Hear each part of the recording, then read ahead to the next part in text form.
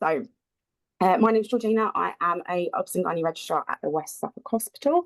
And today on behalf of our team, I'm going to be presenting just an overview of our project, which was how to streamline our multiple pregnancy pathway. So currently 1 in 65 pregnancies result in multiple births in the UK, and this number is continuing to rise. These high-risk pregnancies require intensive antenatal monitoring, often leading up to a 33% increase in scheduled appointments compared to standard care, and therefore these can be vulnerable to system inefficiencies.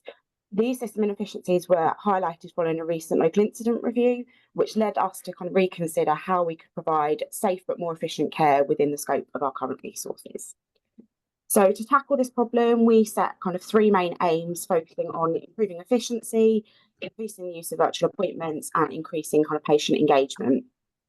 To confirm the rationale for the project, we began by auditing our current care pathway over the past year. We completed a process map and gained stakeholder feedback. Using this, we then developed our change ideas, which I'll go through now in a bit more detail. So our first aim was focused on efficiency and in particular kind of reducing the number of duplicate appointments. Frustration about duplicate appointments was often heard in our feedback from women who bear a financial cost and an opportunity cost of travelling and waiting at this appointment. And staff also demonstrate frustration with the increased workload on already stretched resources. We confirmed that the finding in our audit, which showed that actually only 1/3 of our pregnancies adhere to the current recommended standard care that we had. And we looked at during our pathway that actually there were hotspots of duplicate appointments at 3 different time points. At these different hotspots, the data actually suggested that women were 21% less likely to attend at least one of those appointments, which led to an increase in DNA rate. We also noted that most women would attend an appointment in the community if they were duplicated rather than coming to the hospital unless there was a scan already booked. Our second aim kind of also moved on from this, which was based on the fact that NICE guidance for multiple pregnancies says that care should be coordinated to as close to home as possible. So despite the virtual appointments already being in use at our trust, we found that actually only 8% of appointments which could be undertaken virtually were in obstetrics.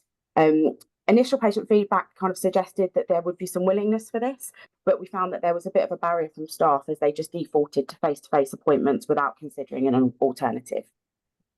So these aims kind of led us to our first change idea, which is where we redesigned our current antenatal care pathway, and we modelled this on the recent NICE update and also the associated endorsed twin trust pathway. Using the findings that we found about appointments most attended in our process map, we actually removed our 28-week community midwifery appointment and changed 2 of our antenatal clinic appointments to from face-to-face to virtual. This improved efficiency, reduced cost and inconvenience to women, but also maintained the expected standard of care.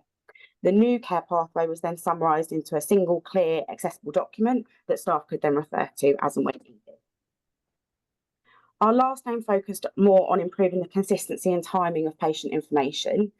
The data that we collected from our audit suggested that the timing, quality and quantity of antenatal information in twin pregnancies varied quite significantly. Staff feedback felt that this happened because they were working under significant time pressures in clinic and the heightened stress. More junior members of staff also reported that they spent quite a lot of time searching for the information, and this kind of worsened with less confidence, but further exacerbated the inefficiencies we saw and the longer waiting times in clinic that women described.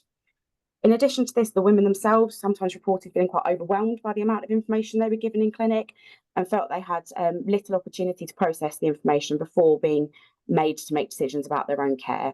So this led us to our second change idea of utilising digital resources. So our current paper performer for staff was not often used. It's quite hidden away in our paper notes. So we decided that we'd create a digital version of this performer, which could be inserted directly into our digital clinic notes and modified as needed. The performer was easily accessible on our intranet and provided clear guidance to staff regarding what information needs to be provided and when, which therefore streamlined their experience when working in clinic. Additionally, we wanted to ensure that patients had adequate access to patient information resources, and especially at a time that was convenient for them. So therefore, we've created an online Padlet resource, which has presented this information specifically for multiple pregnancies and in chronological order throughout the whole of their pregnancy. By providing the access to this information, we aim to encourage empowerment and improve the shared decision-making that women would have throughout their pregnancy journey. So as a small district general hospital, we actually only see a very small amount of twin pregnancies per year, and on average it's been about 12. So with this and the combination of the timeframe of the challenge, we modelled the outcomes we would expect to see within a year of implementing the changes. So we would expect to see that 45% of appointments would then become completed at home or close to home with virtual appointments, which would reduce patient burden and improve access for our more vulnerable patients. We found that we would save 7 hours of clinician time by improving efficiency, and also would expect to see a reduced duplicate appointment rate and a reduced DNA rate. Despite these time savings, we'd also expect to see increased patient satisfaction with the reduction of waiting times in clinic and improved implementation of personalised care. When considering the environmental impact, the use of digital resources instead of paper would save us from printing 432 sheets a year. And allowing for all of the changes made, our overall environmental savings would equate to 575 kilograms of CO2 equivalent saved, which is the equivalent of about 1,700 miles of driving by car, or more equal to a round trip from London to Berlin. Finally, as our changes were made using our resource that were already in use, we were able to make a cost saving of just over £1,800, despite our small patient number. Additionally, when looking at what savings for the wider economy, by utilising virtual appointments, there was also an additional saving of around £1,900 per year from lost productivity. So in conclusion, our purpose of this project was to streamline our multiple pregnancy pathway by assessing our service through the lens of the triple bottom line. So our small changes made without any additional resources being invested demonstrated that smart adjustments can deliver significant sustainable value. As we gather more data over the next year, we are also excited about the potential of expanding similar changes into our other antenatal pathways in order to further benefit patients and staff, but also continuing to improve sustainability for future generations to come. Thank you for listening. Happy to take any questions. Brilliant. Thanks so much, Gina. Judges, you got any questions for Gina and the team? I can start. That was a wonderful presentation, Georgina. Why did we choose dichorionic twins of all the presentations? Yes, so the reason that we chose dichorionic twins was because we felt that would be the pathway that would get the most benefit from them. So because we're quite a small hospital, a lot of our care with MCDA twins or MCMA twins gets referred to our kind of tertiary unit. So actually the local incident did come from a twin pregnancy that was shared care between the two hospitals. And so we kind of took what we learned from that, but wanted to put it into a pathway that we could make the difference for. So that's why we chose DCDA twins, plus they were also our most common types of twins.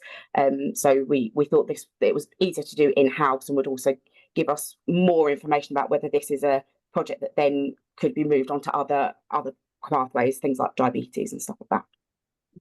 Well done. We have time for one more question from the judges. And this one. I'll ask one if that's all right. Yeah, go for it, Emma. Thank you, Georgina. That was brilliant. Really enjoyed listening to that and reading your report. I just wondered, I know obviously you said that you wanted to start small, Yes. and then obviously scale that up. So yeah. what is your, if you could aim as high as you could, what would be that like blue sky thinking?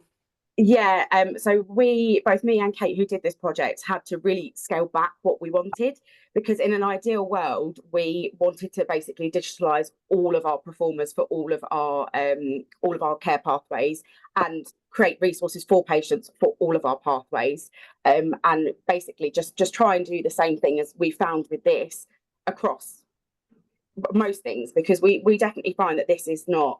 The feedback that we get from women is it's not related to multiple pregnancy on its own. It is related across most of our antenatal clinics. So the blue sky thinking would be that we would extend this across all pathways as much as possible. I think we're probably a little bit reluctant at the moment to change to virtual appointments.